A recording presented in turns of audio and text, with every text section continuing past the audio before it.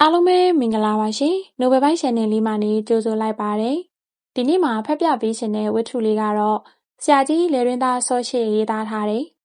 မေတ္တာစိတ်ဆန်းရေးဆိုတဲ့ဝတ္ထုလေးကိုဖတ်ပြပေးသွားမှာပဲဖြစ်ပါတယ်ရှင်။ဟုတ်ကဲ့ပါရှင်။ဝတ္ထုလေးမစခင်မှာကျမတို့ရဲ့ channel လေးကို like and subscribe လေးလုပ်သားပေးဖို့အတွက်တောင်းဆိုလိုက်ပါရစေရှင်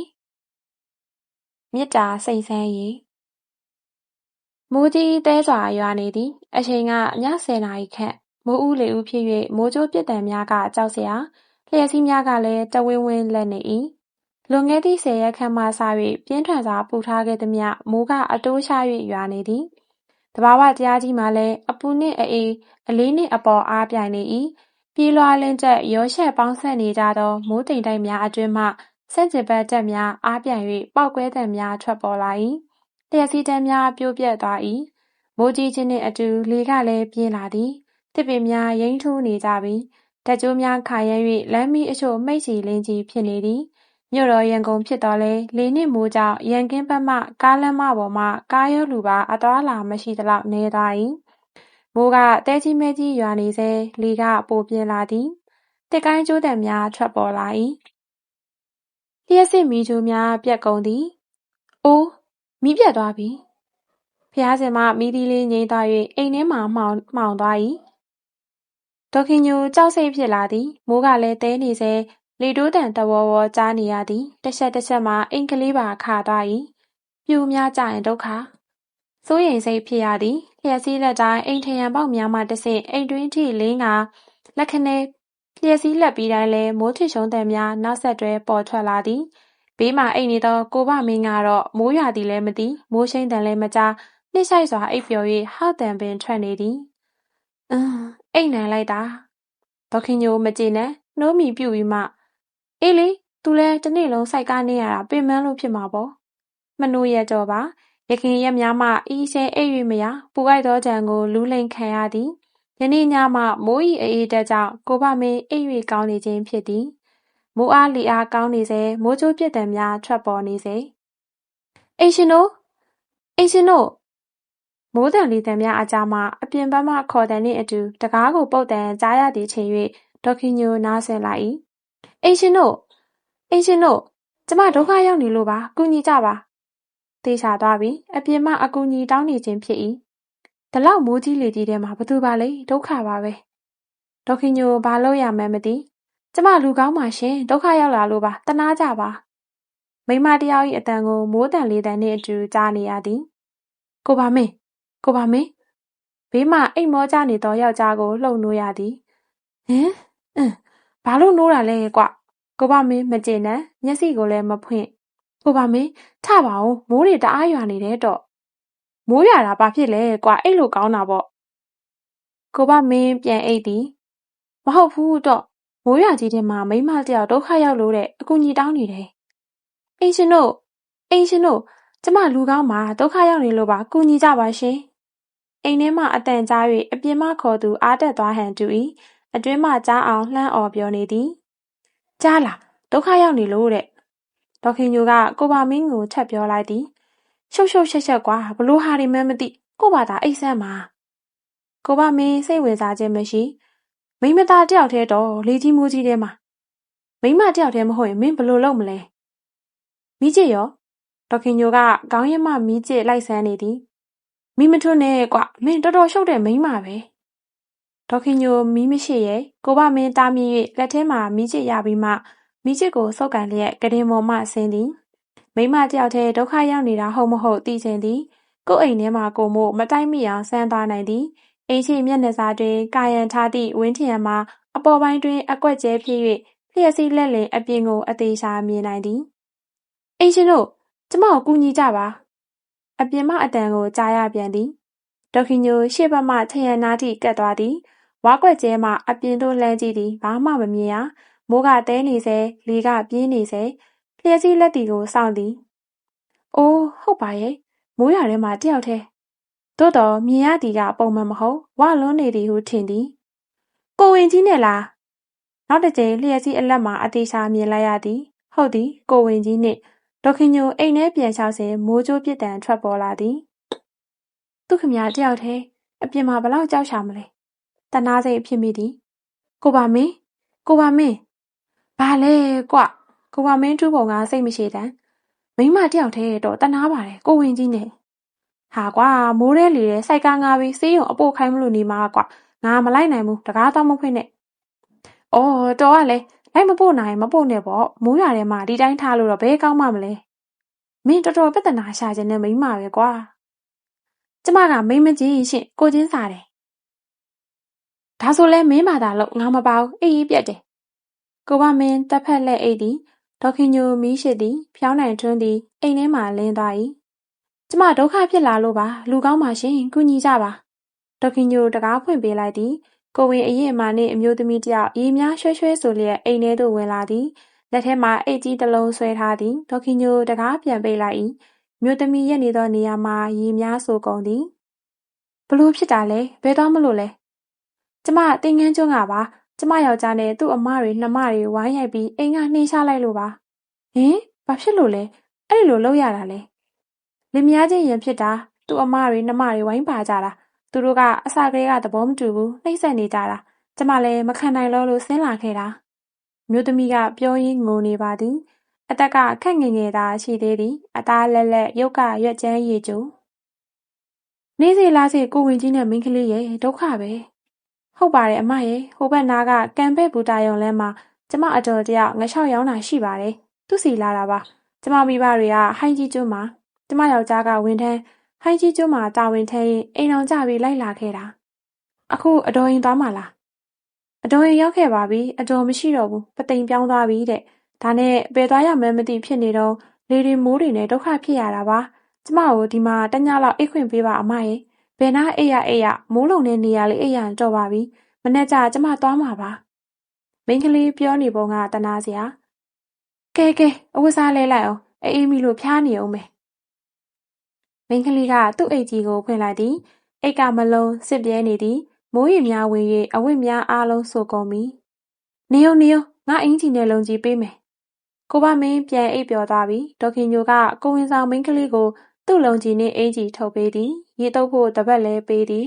အဝတ်စားလဲပြီးသည်နှင့်ဘာမှမစားရသေးထင်၍ဒေါခင်ညိုကကြံသောထမင်းဟင်းများကိုကျွေးသည်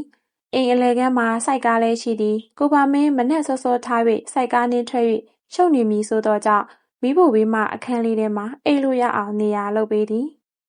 ကျေးဇူးပါပဲအမရဲ့သူတော်ကောင်းနဲ့တွေ့ရတယ်ကိုဝင်ဆောင်မျိုးသမီးကဒေါခင်ညိုကိုရိုးသေးကတော့သည်ကဲအိတ်တော့ဒေါခင်ညိုကရှုံစရာဆောင်မှာပေးထား၍ဒုက္ခတဲ့မိန်းကလေးမှာမိုးအေးတော်လဲနွေးထွေးအိပ်ပျော်သွားသည်ဒေါခင်ညိုအိပ်ယာမှနိုးသောအခါကိုပါမင်းစိုက်ကားနေရန်ထွက်သွားပြီမနက်စောစောကံပဲ့ဘူတာယုံသွား၍မြို့ပတ်ရထားနှင့်ပါလာသောပန်းတယ်များကိုရန်ကင်းစေးသို့ပို့ပေးရခြင်းဖြစ်၏ဒေါခင်ညိုမဟင်းကားဝယ်၍မိန်းကလေးကိုကျွေးသည်သူကိုယ်တိုင်လဲစားသည်ကလေးမနာမည်ဘလို့ခေါ်လဲအေးတီပါနေ့စီလာစီကြီးနဲ့ဟိုင်းကြီးကျွန်းပြန်လို့ဖြစ်ပါမလားအေးတီပါးပေါ်မှမျက်ရည်များစီးကြနေသည်ငိုချိုက်တန်တစ်ချက်ထွက်လာ၏ဒီချိန်ဆိုပင်လယ်ကဖြတ်လို့မကောင်းတော့ဘူးပသိမ်သွားပြီးအတော့ကိုရှာရမှာသူနေတဲ့လိပ်စာသိလားအေးတီခေါင်းရမ်းပြသည်ဒါဆိုရင်ယောက်ျားအိမ်မဲပြန်သွားပေါ့အေးတီခေါင်းရမ်းပြီးရှိုက်ကြီးတငင်ငိုပါသည်အေးတီကိုကြည့်၍ဒေါခင်ညိုတနာနေမိသည်တိတ်ပြီးအခက်ခဲဖြစ်နေတော့မိဖွားပြီးတဲ့ဒီအိမ်မှာနေရှင်လဲနေပေါ့အမကြီးကျေးဇူးကိုတသက်ဘယ်တော့မှမမေ့ပါဘူးရှင်အေးတီကဒေါခင်ညိုကိုကြော့နေပြန်သည်တခုတော့ရှိတယ်အေးငါယောက်ျားကိုတော့ပြောရအောင်မယ်ကိုကမင်းကိုပြောလင်ဒေါသတကြီးဖြစ်နေမိကိုမြင်ရ၍ဒေါခင်ညိုတက်ပြင်းတစ်ချက်ချလိုက်သည်မဖြစ်ဘူးကွာလုံးဝမထားဘူးမင်းကပြဿနာတော်တော်ရှာခြင်းနဲ့မိန်းမပဲထင်းသည့်အတိုင်းပင်ကိုကမင်းကပြင်းပြင်းထန်ထန်ညင်းသည်နေ့စီလားစီကြီးနဲ့ဒုက္ခဖြစ်နေတာတော့တနာစရာကုညီပြရစေမွေးပြီးရင်သွားမှာပေါ့ဒေါခင်ညိုကချက်ပြောနေသည်ဘဲကမှန်းမသိဘာမှန်းလည်းမသိမဖြစ်ပါဘူးကွာကိုပါမင်းခွင့်မပြုရှင်ဘဲကဖြစ်ဘသူဖြစ်တော့ကိုရှိမှဒုက္ခဖြစ်နေတာမြင်ရသားနဲ့ကြည့်မနေရှင်ပါဘူးမိမအချင်းချင်းကုညီမကောင်းမှာပေါ့ဒေါခင်ညိုကလည်းအတင်းကျပ်တောင်းဆိုသည်နောက်ဆုံးတွင်ကိုပါမင်းခွင့်ပြုခြင်းမဟုတ်တော့လဲပြင်းပြင်းထန်ထန်မငင်းတော့ပါအေးတီကိုဒေါခင်ညိုအိမ်မှာလက်ခံထားလိုက်သည်အေးတီကအလိုက်သိပါသည်မပေါ့ပါတော့လဲလုံနိုင်သည့်ကိစ္စမှန်သမျှလုပ်ပေးသည်ညပိုင်းမှာကိုပါမင်းပြန်လာလဲစိုက်ကားကိုပြောင်းလဲနေအောင်လုပ်ပေးသည် ကိုပါမင်းဘာမှမပြောတော့ပါတပတ်တာကြာသည်သားလေးမွေးပါသည်အိမ်တော်သက်10နှစ်ကျော်ပြီဖြစ်တော့လဲခလေးတယောက်မှမရသေး၍သားသမီးအလွန်လိုချင်နေသောဒေါခင်ညိုဝမ်းသာအားရဖြစ်နေသည်ခလေးကိုပွေလိုက်ရရှီလိုက်ရသည်မှလည်းမမောနိုင်မပန်းနိုင်ရေချိုးလင်လဲသူကိုယ်တိုင်ကိုပါမင်းကတော့အဖြစ်သေးလွန်းသောသူ့မိန်းမကိုသဘောမကျ၍ခလေးကိုကောင်းကောင်းပင်မကြည့်မိဖွားပြီး10ရက်ခန့်ကြာသောအခါအေးဒီကသူပဲပြုတ်တတ်သည်စတော်ပဲပြုတ်ရောင်းရှင်သည်ဟုပြောသည်။အိုးသွေးနုနုသားနုနုအေးညီးမို့ကြံကြီးစီယာဒေါခင်ညိုကခွင့်မပြုတလားပြည့်သောအခါအေးဒီကခွင့်တောင်းပြန်သည်ခွင့်မပြုလင်နေရသည်မှာအားနာသည်သူသွားတော့မည်ဆို၍အေးဒီကိုဒေါခင်ညိုပဲပြုတ်ရောင်းခွင့်ပြုလိုက်ရသည်ဒေါခင်ညိုတို့အိမ်မှာကိုစီကိုငါဝင်ငွေရနေကြသည်ကိုပါမင်းမှာအထက်တန်းကျောင်းတွင်ညဆောင်ဖြစ်၍ကျောင်းဝင်ပေါက်အနီးမှဤအိမ်ကလေးမှာနေခွင့်ရခြင်းဖြစ်သည်နေကင်းမှာစိုက်ကားနင်းသောအလုပ်ကိုလည်းလုပ်နိုင်သည်ဒေါခင်ညိုကဤကျောင်းမှာပင်တန့်ရှင်းရေးအလုပ်သမားဖြစ်သည်အေးဒီကပဲပြုတ်ရောင်းသည်အေးဒီစောစောထရောင်း၍စောစောပြန်ရောက်သည်အေးဒီပြန်မရောက်မီခလေးငိုလင်ဒေါခင်ညိုခလေးနေရသည်အေးဒီပြန်ရောက်မှဒေါခင်ညိုကျောင်းတန့်ရှင်းရေးလုပ်ရသည်မိုးရင်းကာလမှာဟိုင်းကြီးကျွန်းထိပင်လယ်ခရီးသွားရန်မသင့်တော်၍အေးဒီမှာမလွဲမရှောင်သာဒေါခင်ညိုအိမ်မှာဆက်နေရသည်မိုးကုံသည်နှင့်မိဘများရှိရာဟိုင်းကြီးကျွန်းသို့ပြန်มาဖြစ်ကြောင်းကိုဘမင်းကိုပြောထားရသည်မိုးကုံသွားသောအခါအေးဒီကပြန်ချင်းသည်ပြောမိလားကိုဘမင်းကပြန်လွတ်ရန်ပြောမိလားဒေါခင်ညိုစိတ်ပူနေရပြီအေးဒီပြန်လင်းခလေးပါသွားတော်မူဒေါခင်ညိုခလေးကိုတန်ရောစဉ်ဖြစ်နေပြီခလေးက3လသားဖြစ်၍ရည်တက်ပြုံးတက်နေပြီယနေ့ဒေါခင်ညိုနေ့လည်အိမ်ပြန်နောက်ကြသည်ဆရာမကြီးရုံခန်းကိုရှင်းပေးနေရပြီဖြစ်သည်ကိုဘမင်းကလိလယ်စာထမင်းကိုအိမ်ပြန်စားသည်ရခင်ကတော့အမိပြန်၍ကြွေရသည်ယခုတော့ကိစ္စမရှိနောက်ကြလင်အေးဒီကအစဉ်ပြေအောင်ခုခတ်ကြွေတတ်သည်ဒေါခင်ညိုအိမ်နာရောက်တော့ခလေးငိုတန်ကြားရသည်ဒေါခင်ညိုပြုံးလိုက်မိသည်ခလေးချီခြင်းစိတ်နှင့်လက်ပြင်လိုက်မိ၍ဖြစ်သည်အိမ်ရှိရောက်သည့်ထိခလေးငိုတန်ကကြားနေရစေအေးဒီဘာများလုပ်နေလို့ပါလဲဤမြအငိုခံဒီကိုဒေါခင်ညိုမကြိုက်ခလေးငိုတန်ကရက်မသွားဟင်အိမ်တကားကဘာလို့ပိတ်ထားတာပါလဲဒေါခင်ညိုအံ့ဩသွားသည်အိမ်ရှိမှာစိုက်ကားမရှိ၍ကိုပါမင်းမရှိဟုသိလိုက်သည်မရောက်သေးသည်လားပြန်သွားပြီလားမသိအေးဒီဘာသွားဝယ်တာပါလဲအိမ်တကားကစိတ်ယုံသားစိတ်ထားခြင်းဖြစ်သည်ဒါမျိုးလုပ်ရင်တော့ကုန်မယ်ဒေါခင်ညိုအိမ်တကားကိုဆွဲဖွင့်လိုက်သည်အိမ်ထဲမှာအေးဒီမရှိခလေးကငိုနေစေငိုရသည်မှာကြာ၍အတော်ပင်မောနေပြီဒေါခင်ညိုခလေးရှိရာသို့အရင်သွားလိုက်သည်တားရီလူလေးတားကြီးအမလီငိုလိုက်တာတော့မောတောင်နေပြီခလေးမှာရှူးရှူးပေါက်ထား၍အနီးများဆိုရွှဲနေသည်ရှူးရှူးတွေကလည်းရွှဲလို့တော့ဟုတ်တာပေါ့ငိုမှာပေါ့ဒေါခင်ညိုခလေးကိုကောက်ချီလိုက်သည်ခလေးကဒေါခင်ညို၏လက်ကိုတီးသည်အငိုတိတ်သွားသည်ဒေါခင်ညိုကခလေးရှိရင်အိမ်ချထွက်ကြည့်သည်ခက်လန်းလန်းမှကွန်းရဆိုင်မှတခုခုသွားဝယ်သည်လားလှမ်းကြည့်သည်မတွေ့ရခလေးကစားနေသည်မို့ပြန်ငိုသည်အိမ်ပြန်လာပြီးခလေးကိုရေပေါက်ကလေးများရှာ၍တိုက်ပေးသည်အငမ်းမရမြူချနေသည်အော်ခလေးကရေငတ်နေတာကိုရေတော်တော်များများတောက်ပြီးမှခလေးကငြိမ်သွားသည်အနီးလဲပကတ်ထဲပြန်ထည့်ပြီးအိမ်ချထွက်ကြည့်ပြန်သည်အေးတီကိုမတွေ့ရအိမ်တကားစိတ်ထားခဲ့ပြီးခက်လန်းလန်းမှဆိုင်များရှိရာသွားကြည့်သည်အိမ်ကကောင်မလေးဒီဘက်လာတာတွေ့လားကိုရဆိုင်ကောင်လေးကိုမေးကြည့်သည်အတော်တို့အိမ်ကအမလားဟုတ်တယ်အတော့ယောက်ျားဆိုင်ကားနဲ့လိုက်သွားတယ်လေဟင်ဘယ်သွားတာလဲဒါတော့မသိဘူးလေဒေါခင်ညိုအိမ်ကိုအမြန်ပြန်လာခဲ့သည်ဘာလုပ်တာလဲဘယ်သွားတာလဲကိုဘမင်းကဘာလို့လိုက်ပို့ရတာလဲဒေါခင်ညိုနားမလဲခလေးကငိုနေပြန်ပြီသို့တော့ခလေးချီအောင်မသွားနိုင်သည်အေးဒီအခန်းကိုသွားကြည့်သည်သူ့အဝတ်စားတွေဘာမှမရှိမျက်နှာတုပ်တပတ်ဟောင်းပင်မရှိအေးဒီလာစဉ်ကပါလာသောစစ်ပြဲနေသည့်အိတ်အဝါကြီးကိုတတိယ၍ရှာကြည့်သည်မရှိဘယ်သွားတာပါလဲခလေးကိုဒီမှာထားပြီးအတွေးတစ်ခုကတိတ်ခနဲထိတ်ကိုစောင့်၏ဒေါခင်ညိုကို့အခန်းကိုပြန်ကြည့်သည်ကိုဘမင်းနှင့်တော့တချောင်းစီယူထားသည်ရောက်လာကလေးကလိုလိုမဲမဲတတိထား၍လင်မယားနှစ်ယောက်တိုင်ပင်ထားခြင်းဖြစ်သည်ခုတော့အခန်းတကားတော့ပွင့်နေသည်ဒေါခင်ညိုခက်မြန်မြန်ဝင်သွားကြည့်သည်ဟင်ဟုတ်တာပေါ့တေးကြပြီကိုဘမင်းအဝတ်စားများတစ်ခုမှမရှိအခန်းတောင်မှရှိထားသောခရီးဆောင်အိတ်အညိုကြီးလည်းမရှိမှန်နေခုံပေါ်ထားနေကြမုတ်ဆိတ်ရည်သည့်ကျုပ်ပါမရှိဟင်အယုတ်တမာတွေရုပ်မာလိုက်ကြတာမထင်ရဘူး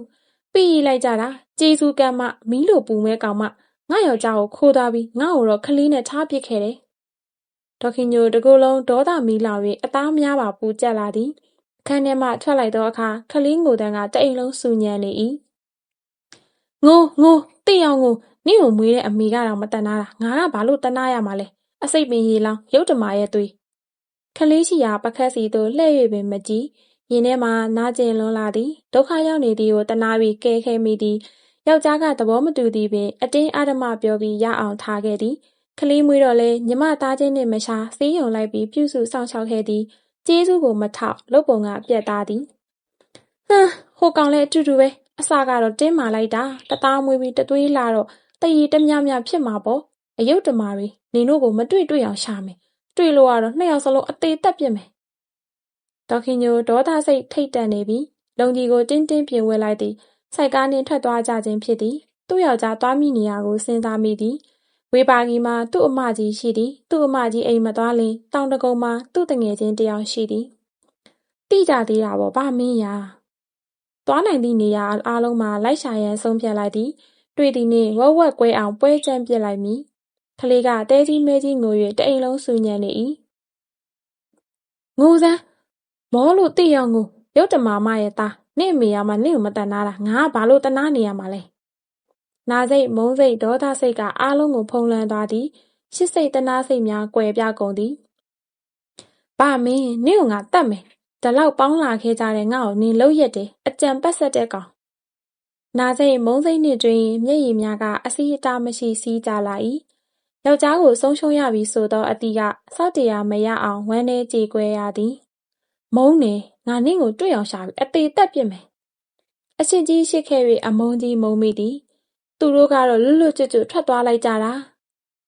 နှစ်ယောက်စလုံးနှင့်ဒေါခင်ညိုတွေးကျင်ဆန်းလာသည်ကလေးမှာငိုရလွန်း၍မောနေဟန်တူပါ၏ငိုသည်မှာကြဲလောင်ခြင်းမရှိတော့ပါသို့သောရှိသည်မြအတန်နှင့်ငိုနေစေငိုနင့်အမေကြောက်အောင်ငိုနင့်ပထွေးကြောက်အောင်ငိုအမျိုးမစစ်တဲ့ဟာတွေငါအိမ်ထဲမှာစူညမ်းနေတာပဲဒေါခင်ညိုခလေးငိုတန်ကိုမကြားချင်းခလေးကိုလည်းမမြင်ချင်းဒီခလေးကိုငါဘာလို့ရမလဲဒေါခင်ညိုစဉ်းစားသည်အကြံရပြီရက်ကက်လူကြီးအပ်လိုက်ရုံပဲသူတို့ဘာသာကြိုက်တာလို့ပို့ရှင်ရဖို့ငါကတော့ဒီအယုတ်တမာရဲ့ဒုက္ခကိုမခံဘူးအေးဒီမျက်နာကိုမြင်ရ၍ဒေါသပို့ဖြစ်ရသည်မရိုင်းလိုက်တဲ့ကောင်မကူညီခဲ့တဲ့ကျေးဇူးတော်မထောက်ဘူးငါယောက်ျားကိုလူပြေးပြီးခလေးကြတော့ထားခဲ့သေးတယ်တွေးလေဒေါသပို့ဖြစ်လေငါတနာမိတာငါအပြစ်ဟုတ်တယ်ဒီကောင်မကိုတနာပြီးကူညီမိတာငါဒုက္ခဖြစ်ရတာတွေးမိတိုင်းကြေကွဲ၍မျက်ရည်များကမစဲနိုင်ခလေးငိုတန်ကျဲလာပြန်သည်ခလေးရှိရာပကတ်စီသို့မကြေမနက်လှမ်းကြည့်လိုက်သည်အေးဟိုနှစ်ယောက်တိုင်ရင်နင့်ကိုလည်းရက်ကွက်ရုံပို့ရမယ်ခလေးရှိရာသို့ဒေါသတကြီးလျှောက်သွားသည်ငိုနေသောခလေးကိုကောက်ယူရန်လှမ်းကန်လိုက်သည်ခလေးအငိုတိတ်သွားသည်ခလေး၏မျက်လုံးပါးပြင်တို့မှာမျက်ရည်များနေခလေးကဒေါခင်ညို့ထံလိုက်လိုဟန်ဖြင့်ရှည်လက်ကလေးများလှုပ်ခါနေသည်ဒေါခင်ညိုကောက်မယူသေးပဲခလေးကိုကြည့်လိုက်သည်ခလေးကဒေါခင်ညိုကိုကြည့်ပြီးလက်ကလေးများလှုပ်ရမ်းခါရမ်းလှုပ်နေပြန်သည်သူ့အခေါ်ခိုင်းနေတာလားရခင်ရက်များကအမျက်တနိုးရှိခဲ့ရသောခလေးမနက်ကပင်အလုတ်သွားကန်ပြီးမှွေးခဲ့ရသေးသည်ဒေါခင်ညိုအငေးသားတွေးလျက်ပါးပြင်ပေါ်မှာမျက်ရည်များကအဆက်မပြတ်စီးဆင်းလာကြသည်ခလေးကိုထိကင်ထားသည့်လက်မှာခလေး၏နှွေးထွေးမှုနှင့်နူးညံ့မှုလေးကိုခံစားရ၏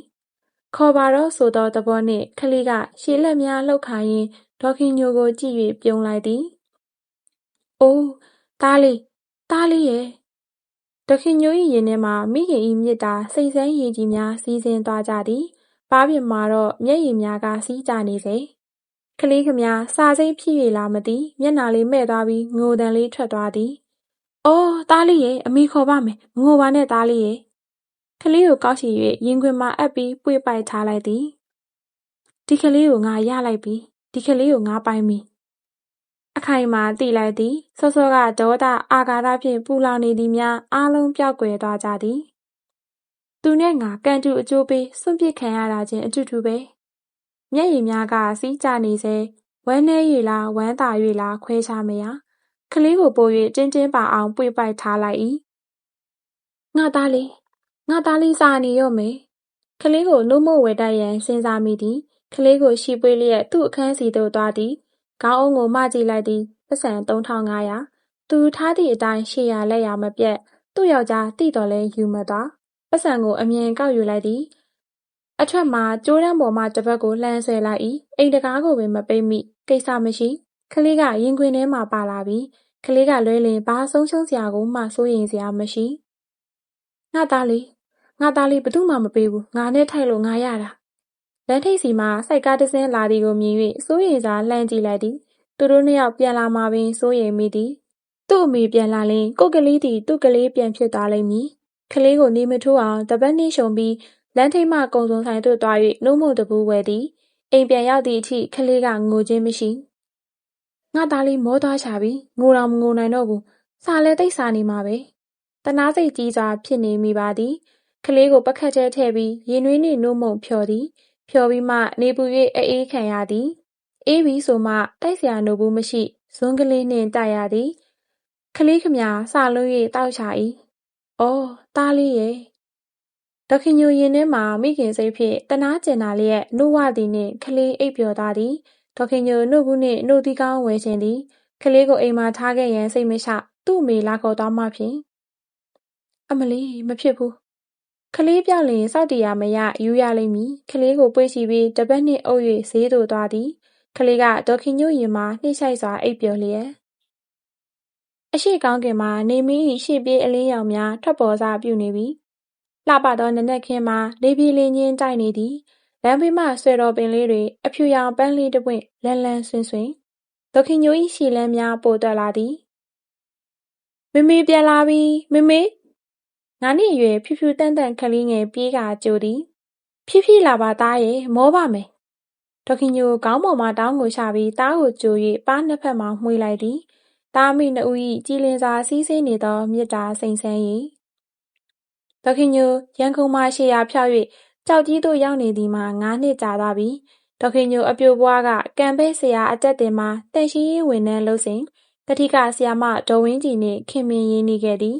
ဒေါ်ဝင်းကြည်၏အဝတ်များကိုလျှော်ဖို့ပေးရင်းဒေါ်ဝင်းကြည်ကိစ္စမှန်သမျှကူညီဆောင်ရွက်ပေးခဲ့သည်ဒေါ်ဝင်းကြည်တောင်ကူသို့အလဲတန်းကျောင်းအုပ်နှင့်ပြောင်းသောအခါဒေါခင်ညိုကိုခေါ်သည်မလိုက်နိုင်ခဲ့နောက်တော့ကိုပါမင်းနှင့်အိမ်အောင်ကြပြီးရန်ကင်းကျောင်းကိုပြောင်းခဲ့ခြင်းဖြစ်သည်အေးသည်အိမ်ရောက်မလာမီမှာပင်ဒေါ်ဝင်းကြည်ကြောက်ကြီးသို့အထက်တန်းကျောင်းအုပ်နှင့်ပြောင်းရကြောင်းကံပဲ့ကျောင်းမှသိရခဲ့သည်သားကိုရသောအခါအားလုံးနှင့်အဆက်ဖြတ်ပြီးရှေ့ရာဖြောက်ခြင်းသည်သားကိုခေါ်၍မရောက်ဘူးသောကြောက်ကြီးသို့စွန့်စွန့်စားစားလာခဲ့ကြသည်ဆရာမတော်ဝင်းကြည်နှင့်တွေ့သောအခါအိမ်တော်ကြခလေးရပြီးယောက်ျားဆုံးသွားပြီဖြစ်ကြောင်းမှုသားမပါလင်္ကာမလျှောပြောလာရသည်ဆရာမကြီးကကျောင်းတန်ရှင်ရေးတာဝန်ပေးသည်ကျောင်းဝင်းအတွင်းမှာပင်ဆရာကြီးအိမ်နှင့်ကပ်လျက်နေရာပေးထားသည်ဒေါခင်ညိုကျောင်းတန်ရှင်ရေးတာမကဆရာမကြီးအိမ်တန်ရှင်ရေးအဝတ်များဖွတ်လျှော်ရင်မှအစရှက်ဖြုတ်ရေးပါကူညီရသည်ဒေါခင်ညိုရောက်လာသည်မှာတကိုယ်တည်းအပြိုကြီးဖြစ်သောဆရာမကြီးအတွက်လည်းများစွာအဆင်ပြေသွားသည်ဒေါခင်ညိုပဲပြုတ်နီကိုအေးတီနှင့်အတူကူညီလောက်ကင်ရင်းကြက်ထားခဲ့သည်သားလေးကိုထားခဲ့၍ရသည့်အရွယ်မှစပြီးမနက်စောစောပဲပြုတ်ရောင်းသည်သားလေးကျောင်းကျအတွက်ကြိုတင်ပြီးငွေစုရသည်ယခုသားလေးကျောင်းစတက်နေပြီသားအတွက်ဆိုဇောကအမောအလုံးပြောက်စေသည်ဈေးရောက်ရာမှပြန်လာ၍သားကိုမြင်လျင်ရင်မာအေးရသည်သား၏အပြုံးသည်အကောင်းဆုံးသောအားစည်းများဤနေရာတွင်သားမိနှစ်ယောက်နေရသည်မှာလုံခြုံသည်အားလုံးကသားအမိဟုသိထားကြသည်ကို့ဘာသာလဲကို့သားအရင်ဟုယုံကြည်နေပြီအေးချမ်းသောနေရာလေးမှာဒေါခင်ညိုတို့သားမိဘဝလေးငြိမ်းချမ်းသာယာလှပလျက်ဟုတ်ကဲ့ပါရှင်အခုတခါထပ်ပြီးဖတ်ပြပေးမှာကတော့လူယိုးဆိုတာဆိုတဲ့ဝတ္ထုတိုလေးပဲဖြစ်ပါတယ်ရှင်နားဆင်ခံစားပေးကြပါအောင်ရှင်လူယိုးဆိုတာကိုညိုကြီးတွားကြည့်လိုက်အောင်ဟိုမှာကိုရှိအောင်တို့ဘက်ကရှန်စီယိုးကာနေတယ်မိမကကျုပ်ကိုလာပြောတယ်လူမလို့တွားကြည့်လိုက်ပါဦးဒီဘက်ကတရက်ပင်သူတို့ရှန်နဲ့ထဲ့ကားထားတယ်မိမကထပ်ပြောနေတော့ဟာအဓိပ္ပာယ်မရှိရကွာအဲ့ဒီတရက်ပင်ဒီဘက်ကဆိုတာရှစ်အောင်ရောငါရောသိတာပဲရှစ်အောင်ကဒီလိုမတရားလုပ်တဲ့ကောင်မျိုးမဟုတ်ပါဘူးမိမဆက်ပြောနေတာကိုကျုပ်သဘောမကျဘူးမဟုတ်တာပြဿနာလာလုံနေတယ်ထင်တာဒါပေမဲ့သွားတော့ကြည့်လိုက်ပါတယ်ဟာဟုတ်တာပေါ့ကို့မျက်စိတောင်ကိုမယုံနိုင်ဘူးရှစ်အောင်တို့ဘက်ကရှန်ကားတာဒီဘက်ကိုအများကြီးရောက်နေတယ်ဒီဘက်ကတရက်ပင်လဲသူတို့ဘက်ပါသွားပြီရှစ်အောင်ဘလို့လောက်တာပါလဲကျုပ်နားမလည်အောင်ဖြစ်ရတယ် ရှစ်အောင်ရေရှစ်အောင်ရှန်စီယိုနာအထိသွားပြီးအတန်ပြူရတယ်သူတို့အိမ်ထဲကရှစ်အောင်မိန်းမမတ်ကြွေထွက်လာတယ်ကိုရှစ်အောင်မရှိဘူးတောင်ရိုးတက်သွားတယ်ဟေးဘယ်နေ့ကတက်သွားတာလဲမနေ့ကရှစ်အောင်ကအိမ်မှာမရှိဘူးကျုပ်ဘာဆက်ပြောရမှန်းမသိတော့ဘူးမနေ့ကမှတောင်ရိုးတက်သွားတယ်ဆိုရင်အနည်းဆုံး3-4ညတော့ကြာမယ်ကျုပ်တို့ရွာကလူတွေကခုလိုလေယာလုပ်ငန်းပါတဲ့အခါကျရင်ရှမ်းရိုးမအရှိကတောင်ရိုးထိသွားပြီးထင်းခုတ်ဝါခုတ်ကြတယ်လဲ8စီး10စီးစုသွားကြတယ်လဲတစ်စီးဆိုထင်းတို့ဝါတို့သုံးပါလေအများကြီးပါတယ်တောင်ရိုးသွားကြမယ်လို့ပြောတာကြားပါတယ်ရှစ်အောင်ပါမှန်းမသိဘူးရှစ်အောင်မရှိဘဲနဲ့ပြောရမှလဲအခက်ဒါပေမဲ့မပြောဘဲနဲ့ရက်ကြာသွားရင်လည်းမကောင်းပြန်ဘူးရှန်စီယိုကာတာကမိကြွေလုံနေတာနင်တို့ရှန်စီယိုအစ်စ်ကာတာဒီဘက်အများကြီးရောက်နေတယ်နည်းနည်းဆိုရင်ငါမပြောပါဘူးဒီဘက်ကတရက်ပင်မှာနင်တို့ရှန်နေရောက်နေပြီရောက်ရမှာပေါ့တရက်ပင်ကအစကတည်းကဒီဘက်ရှန်နေရပဲမိကြွေရနင်ဘာမှမသိဘဲနဲ့ရှောက်ပြောမနေနဲ့ရှစ်အောင်တို့ငါတို့ကဒီနေရာမှာနေခဲ့တာကြာပြီအားလုံးသိတယ်နင်ကမနေ့တနေ့ကမှရှစ်အောင်နဲ့ညာပြီးဒီအိမ်ရောက်လာတာဟုတ်တယ်လေကျုပ်မသိပါဘူးကိုရှစ်အောင်ပြောလို့သူပြောတဲ့အတိုင်းကာတာပဲဘာပြောတယ်ဟာရှစ်အောင်ကဒီတရက်ပင်ကိုနင်တို့ဘက်ကလို့ပြောလို့လားပြောတယ်သူပြောလို့ကာတာပေါ့ကို့ဘာသာလောက်တာမဟုတ်ပါဘူးဟာဒါဆိုရင်တော့ရှုပ်ကုန်ပြီဟာကျုပ်ဘာမှနားမလဲတော့ဘူးကဲဟာနင်နဲ့ငါနဲ့ဒီလိုပြောနေလို့တရားမဝင်ပါဘူးနင်နေ့ကင်းကြရင်ယုံလာခဲ့လာဆိုရင်လဲလာယုံမဲလူကြီးဆိုပြီးမတရားလုပ်လို့တော့မခံနိုင်ဘူးမိကြွေရနင်ကလည်းစောင့်မနေစမ်းပါနဲ့ငါတယောက်တည်းမဟုတ်ပါဘူးအဖွဲ့ဝင်တွေနဲ့ဆယ်အိမ်မှုရာအိမ်မှုတွေလည်းခေါ်ထားမှာပါစွာဆရာရှိရင်တော့စွာရမှာပဲခင်ကျွေရဲ့ခက်တိုးတိုးဆိုပေမဲ့ကြားလောက်အောင်ပြောကြံခဲ့တဲ့အတန်နေ့လည်ခင်းကြတော့ကြေးရွာရုံးမှာစုံကြရတယ်ကျုပ်ကရွာမှာရွာလူကြီးပါခုနှစ်တန်းအောင်တဲ့အထိကျောင်းနေဘူးတယ်ထုံးစံအတိုင်းတောသူရွာသားဆိုတာလယ်သမားပါပဲကိုရွာမှာပဲကိုပြောတယ်ရာအိမ်မှုဆယ်အိမ်မှုတွေစုံအောင်ရောက်ပြီးမကြာမိမှာပဲမိကြွေရောက်လာတယ်မိကြွေလာထိုင်ငါကိုယ်တိုင်ကရွာလူကြီးဖြစ်ပြီးကိုရှန်အတွက်ပြောရဆိုရတာကောင်းတော့မကောင်းဘူးပေါ့ဟာဒါပေမဲ့ငါမဆုံးဖြတ်ပါဘူးကြံတဲ့လူကြီးတွေဆုံးဖြတ်ပါလိမ့်မယ်ကောင်းတာပေါ့တော့အဲ့ဒီလိုပဲဖြစ်တင်တာပေါ့မိကြွေပြောပုံကအညွန့်နဲ့အတက်နဲ့မိကြွေကိုကျုပ်လှမ်းကြည့်လိုက်ပါတယ်မိကြွေကရှစ်အောင်ထက်9နှစ်ငယ်တယ်ရှစ်အောင်ကကျုပ်ထက်2နှစ်ငယ်တယ်မိကြွေကဒီရွာကမဟုတ်ပါဘူးဆယ်ကတော်ရွာသူနွေရာသီကျရင်ရွာလာပြီးမုတ်လက်ဆောင်ရောင်းရင်အပြောဆိုလေးကတွက်လက်ရှက်ရှာတော့ရှစ်အောင်အမေတွေးလေးဖောကသဘောကျတာရုပ်ကလေးကလည်းမစိုးပါဘူးရှစ်အောင်ကလူရိုးလူအေးသူ့ဆွဲနဲ့ရတာမဟုတ်ဘူးတွေးလေးဖောပြောပေးလို့ရတာမင်္ဂလာဆောင်တော့လဲကျုပ်တို့ပဲဝိုင်းဝန်းလုပ်ပေးရတာရှစ်အောင်နဲ့ကျုပ်ကညစ်ကိုလိုခင်တာကိုငါနင့်ကိုတခုမေးမယ်နင်ကရှစ်အောင်မရှိတော့မှဘာလို့ရှန်စီယိုကာရတာတော့ကို့အိမ်မဲကိုကာကျင်တဲ့အချိန်ကာမှာပေါ့ယောက်ျားမရှိတဲ့အချိန်မိန်းမကအားနေတော့ကာကျင်ကာမှာပေါ့ရှစ်အောင်တို့ငါတို့ကရှန်စီယိုနေရအမှန်ကိုသိနေတယ်နင်ကမသိဘဲနဲ့ဘာလို့ပြောတာလဲကျုပ်မသိပေမဲ့သိတဲ့ကိုရှစ်အောင်ပြောတော့သိတာပေါ့သိတဲ့အတိုင်းကာတာပဲဟင်ရှစ်အောင်ကဘလို့ပြောလို့လဲအခုနင်တို့ရှန်နဲ့ရောက်နေတဲ့တရက်ပင်ကိုနင်တို့ဘက်ကအပင်လို့ရှစ်အောင်ပြောလို့လားပြောတာပေါ့တရက်ပင်ကသူ့စိုက်တဲ့အပင်နဲ့သူစားတဲ့အစေ့ကိုသူပြန်စိုက်ထားတာတဲ့ဟင်ရှစ်အောင်ကအဲ့ဒီလိုပြောလားပြောတာပေါ့တော်ကလည်းတော်တို့ဘက်မှာတရက်ပင်တပင်စိုက်တယ်တဲ့မရှင်းဘူးငယ်ငယ်လေးမှတည်သွားတယ်တဲ့အဲ့ဒါတော့ဟုတ်တယ်ငါစိုက်တဲ့အပင်ကတည်သွားပြီဒါပေမဲ့အခုရှိနေတဲ့အပင်လဲငါတို့ဘက်ကပဲကိုရှိအောင်ကလူရိုးလူမှန်ပဲတရွာလုံးသိတယ်အေးငါပိုသိတာပေါ့ဒါဆို तू ကမဟုတ်တာမမှန်တာပဲပြောမလဲမိကြွေကအပိုင်ပြောလိုက်တယ်အေးဒါဆိုရင်ငါနင့်ကိုမေးမယ်နေမှန်တဲ့အတိုင်းဖြေချစ်အောင်ကဒီတရက်ပင်ကိုသူ့အပင်သူတို့ဘက်ကအပင်လို့ပြောခဲ့လားပြောတာပေါ့ပြောလို့သူ့စကားအတိုင်းတရက်ပင်ကိုရှန်နဲ့ထည့်ကားတာပေါ့မိကြွေကအခိုင်အမာပြောလိုက်တယ်ကဲလူကြီးတွေ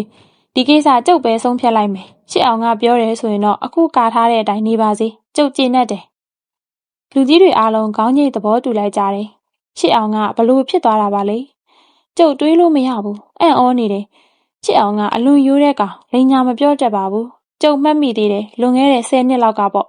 အဖေကျမ်းမာရေးမကောင်းလို့ကျုပ်ကလဲလုပ်ငန်းကိုတာဝန်ယူလုပ်နေပြီလဲတွေရိတ်ပြီးတော့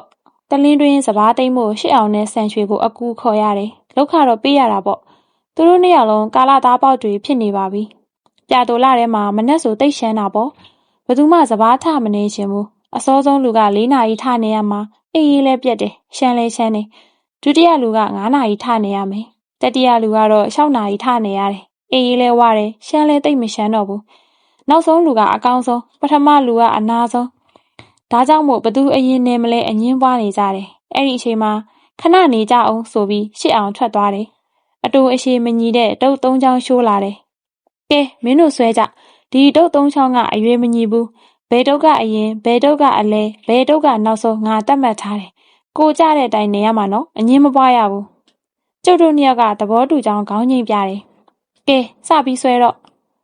ချစ်အောင်ကထိတ်မှအညီထားပြီးအောက်ဘက်ကတုတ်3ချောင်းအတူအရှိမပေါ်အောင်စုပ်ကင်ထားတယ်ကျုပ်ကအရင်ဆွဲလိုက်တယ်ကင်ထားကိုတုတ်ကိုကင်ထားလို့ရှစ်အောင်သတိပေးလိုက်တယ်ကျုပ်လက်ထဲမှာတုတ်ကလေးကိုစုပ်ကင်ထားပါတယ်ဒုတိယဆန်ရွှေတုတ်ကလေးတစ်ချောင်းဆွဲယူလိုက်တယ်တုတ်3ချောင်းရှင်ကြည့်တယ်ရှစ်အောင်တုတ်ကအရှိဆုံးကဲကွာရှစ်အောင်စိတ်ဆိုးပြီးသူ့တုတ်ကို3ပိုင်းချိုးပစ်လိုက်တယ်အရှိဆုံးတုတ်ကအရင်နေရမယ်လို့ငါ့စိတ်ထဲမှာသတ်မှတ်ထားတာကွအလေတုတ်ရရင်ဒုတိယအတူဆုံးတုတ်ကနောက်ဆုံးကွရှစ်အောင်သူ့အရင်နေလဲကြမှမကြည်မနှက်ဖြစ်နေသည်ကျုပ်နေရတဲ့တုတ်ကအလက်ဒုတိယနေရမယ်ဆန်ရွှေကနောက်ဆုံးဒီအချိန်မှာကျုပ်ကတခုတတိယတာနဲ့ရှစ်အောင်ကိုမေးကြည့်တယ်ဘယ်တုတ်ကဘယ်အချိန်နေရမယ်ဆိုတာ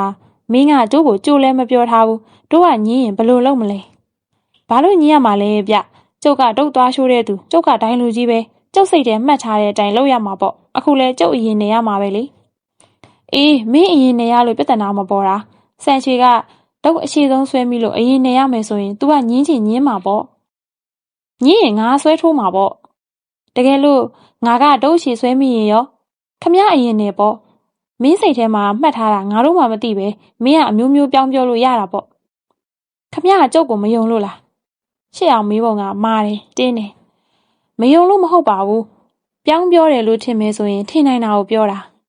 ထုံးစံမရှိဘူးကျုပ်ဘယ်တော့မှမညာဘူးခမရအရင်ကြလို့ကျုပ်ပြောတာမယုံဘူးဆိုရင်ခမရကအသက်အကြီးဆုံးပြီးတော့ခမရလေကျုပ်ကမလုပ်ဘဲပြန်သွားမှာပေါ့ဘာလဲခမရကအခုလဲဒုတိယနေရမှာကိုမကျေနပ်လို့လားမယုံလို့လားရှစ်အောင်လေးတန်းကဒေါသပါလာတယ်ငါကမင်းကိုယုံပါတယ်မင်းเจ้าငါကငငယ်ကလေးကတိထားတာပဲမသိတဲ့လူနဲ့ကြာရင်မင်းစိတ်ထဲမှတ်ထားတယ်ဆိုတာဘယ်သူမှမသိတော့မယုံဘူးပြောမှစိုးလို့ပါ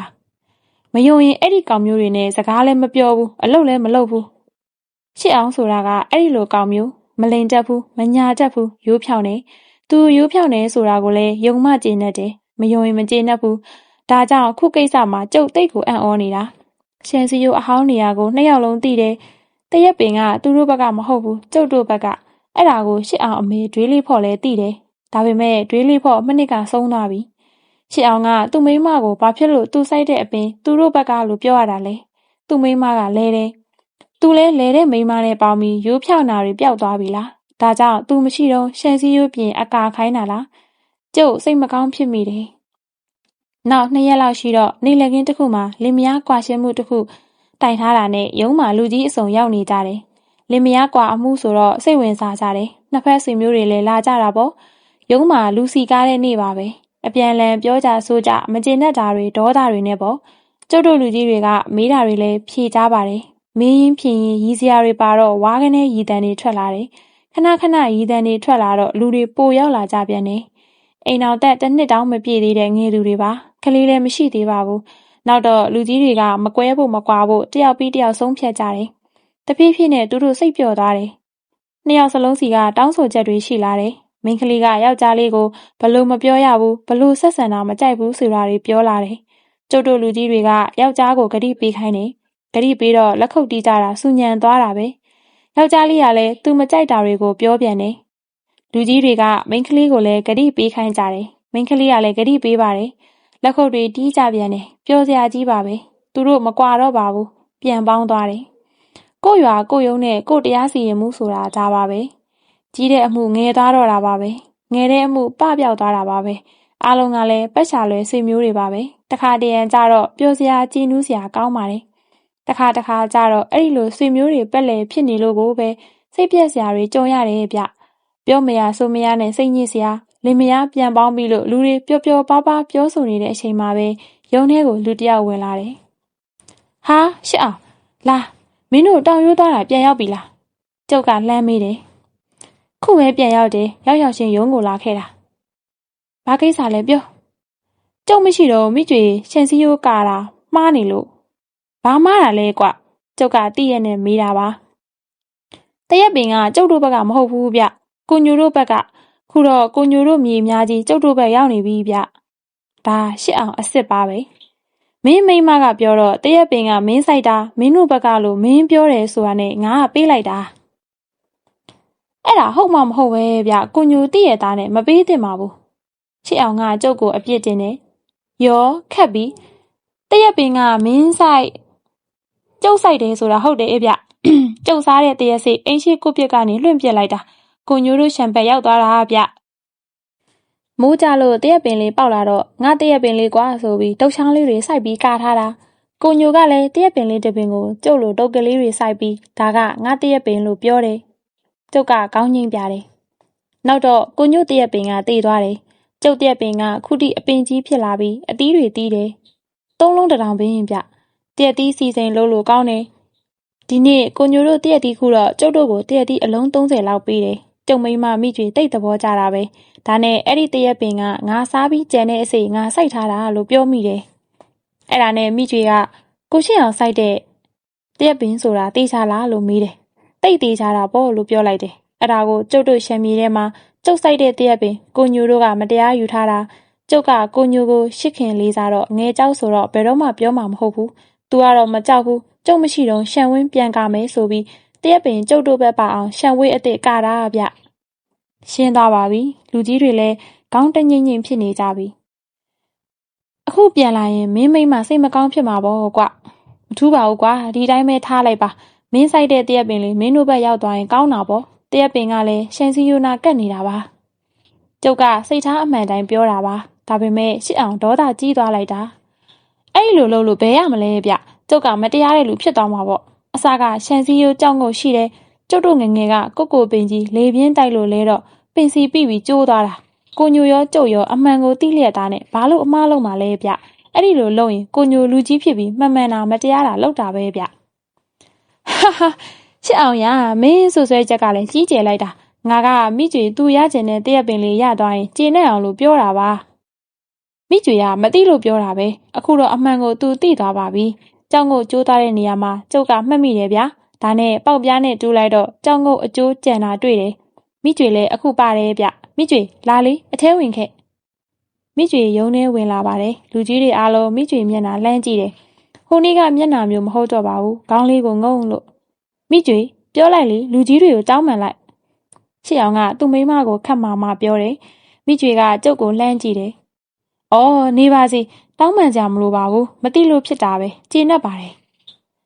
ဟုတ်ပါတယ်မိကျွေမသိလို့လုံးမိတာတောင်းပန်ပါတယ်မိကျွေကမနေပါဘူးတောင်းပန်ပါတယ်ကဲဒါဖြစ်လဲရှန်စည်းကိုအမှန်တိုင်းပြန်ကာလိုက်ပေါ့ကွာယာယီမှုဥပဆောင်ကရှစ်အောင်ကိုပြောတယ်ကာပြီးပြီဗျကျောင်းကိုအတိုင်းရှန်စည်းအစ်စ်ကျုပ်တို့လင်မယားပြန်ကာပြီးမှရုံးကိုလာတာဗျလူကြီးများစီကရည်တံထွက်လာပါတယ်ရှစ်အောင်ကိုကျုပ်လှမ်းကြည့်လိုက်မိတယ်ချစ်အောင်မိမရပြီးမှပြောင်းသွားပြီလားလို့စိတ်ထဲကထင်မိတာစိတ်ထဲမှာတင်တောင်းပန်လိုက်ပါတယ်ချစ်အောင်ရဲ့ရိုးဖြောင်းမှုကိုပို့ပြီးတော့လဲလေးစားစိတ်ဖြစ်ရပါတယ်ဟုတ်ကဲ့ပါရှင်ဝတ္ထုတူလေးကတော့ဒီမှာတင်ပြီးဆုံးသွားပါပြီရှင်နားဆင်ခံစားပေးခဲ့ကြတဲ့အတွက်အားလုံးကိုကျေးဇူးတင်ပါတယ်